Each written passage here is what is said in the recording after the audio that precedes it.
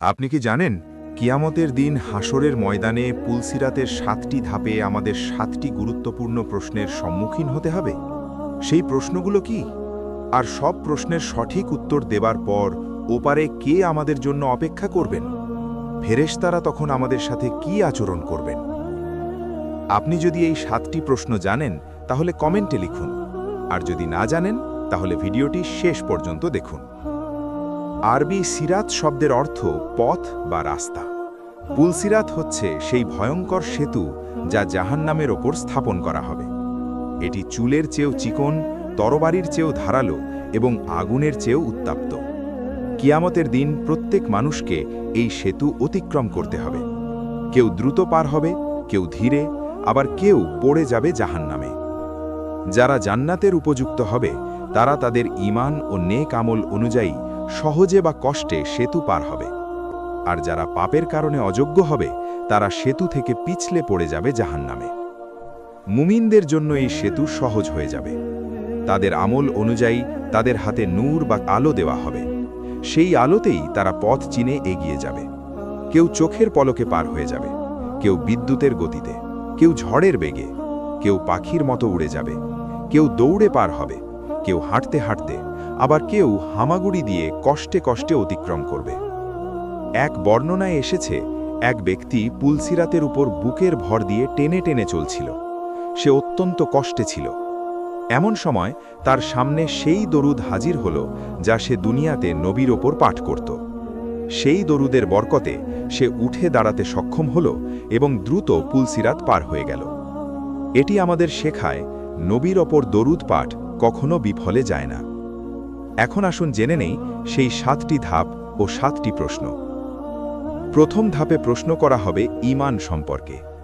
আল্লাহর প্রতি ঈমান ছিল কিনা, ফেরেশতাদের প্রতি বিশ্বাস ছিল কি, আসমানি কিতাবসমূহে বিশ্বাস ছিল কি, নবী রাসূলদের মান্য করেছিল কি, আখিরাতে বিশ্বাস ছিল কি, এবং তাকদীর বা ভাগ্যের ভালো মন্দ আল্লাহর পক্ষ থেকে এতে দৃঢ় বিশ্বাস ছিল কি।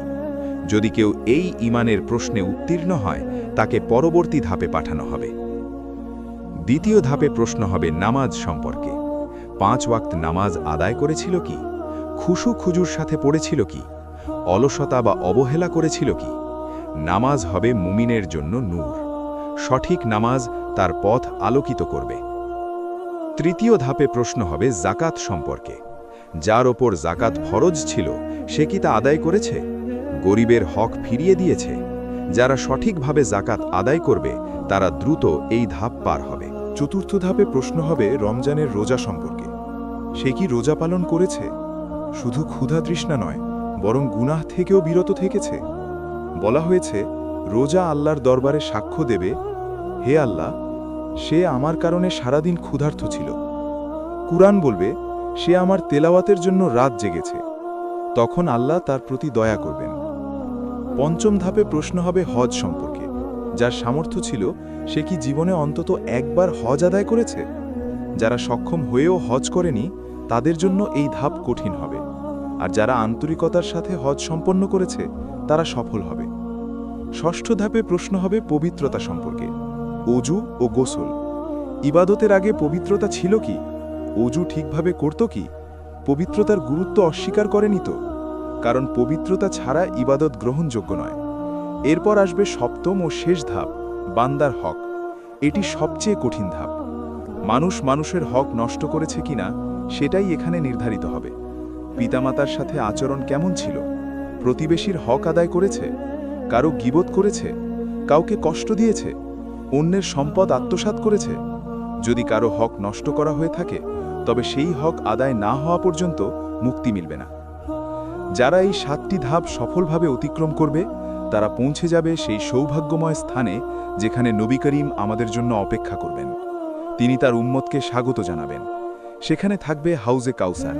তারা এক ঝর্ণা থেকে পান করবে, অন্যটিতে ধৌত হবে। এরপর তারা জান্নাতের দরজার দিকে অগ্রসর হবে।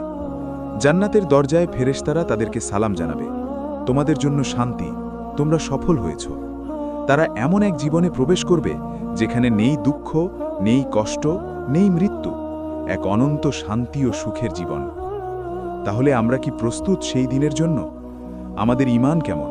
আমাদের নামাজ, রোজা, জাকাত, হজ সব ঠিক আছে তো? আমরা কি মানুষের হক আদায় করছি?